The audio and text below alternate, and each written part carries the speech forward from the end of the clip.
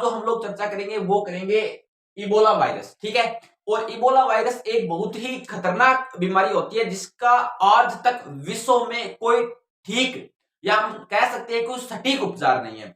या इससे पहले मैंने आपको कई सारे वीडियो बनाकर दिए हैं, जैसे कि मान लो पोलियो रोग के बारे में, डेंगू रोग के बारे में, मच्छर से होने वाले जितने भी रोग होते हैं उन सभी पर, और इसके अलावा एड्स पर, जब कुत्ता व्यक्ति को काट लेता है तो कौन सा रोग होता है, जैसे मान लीजिए रेबीज रोग पर। तो इत्यादि वीडियो के माध्यम से आप सभी को जितने भी शरीर के रोग होते हैं उन सब पर धीरे धीरे वीडियो बनाने का काम कर रहा हूं। तो आप भी हमारे इस चैनल के साथ जुड़ सकते हैं और अपनी नॉलेज बढ़ा सकते हैं। ये हर कॉम्पिटिटिव परीक्षा के लिए तो बहुत ही महत्वपूर्ण क्लास होती है, और इसके अलावा जो व्यक्ति तैयारी भी नहीं करता उसके लिए भी ये क्लास बहुत ही महत्वपूर्ण है, क्योंकि ये एक बहुत ही अच्छी नॉलेज देती है। तो हम लोग शुरुआत करेंगे किसकी?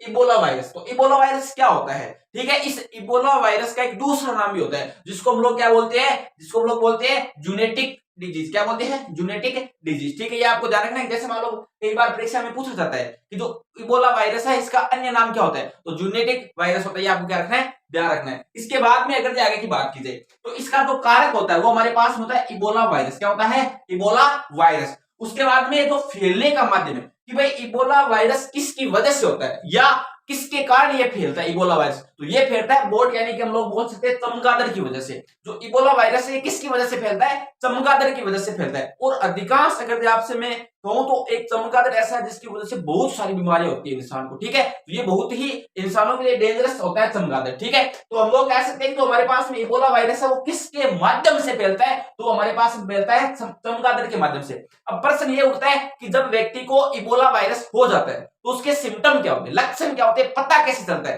तो जब व्यक्ति को क्या हो जाता है, इबोला वायरस होता है, तो उसके जो लक्षण होते हैं वो होते हैं तेज बुखार, हाई फीवर, या हम बोल सकते हैं ब्लीडिंग भी बोल सकते हैं, रक्तस्राव। अब इसके कई सारे लक्षण होते हैं, ये मैंने आपको दो ही लक्षण बताए। जैसे मान लीजिए कि दस्त लगना भी हो सकता है, या हम कह सकते हैं कि बार बार उल्टी आना, या हड्डियों में जैसे मान लो हड्डियां एकदम चूर चूर होना। तो इसके बहुत सारे लक्षण होते हैं और इबोला वायरस बहुत ही डेंजरस बीमारी होती है। अब अगर जैसे बात की जाए कि भाई इसका उपचार क्या है, तो आज तक इसका कोई सटीक उपचार नहीं है पूरे विश्व में, ठीक है। ये अगर एक बार व्यक्ति को हो जाता है इबोला वायरस तो बहुत ही डेंजरस बीमारी होती है।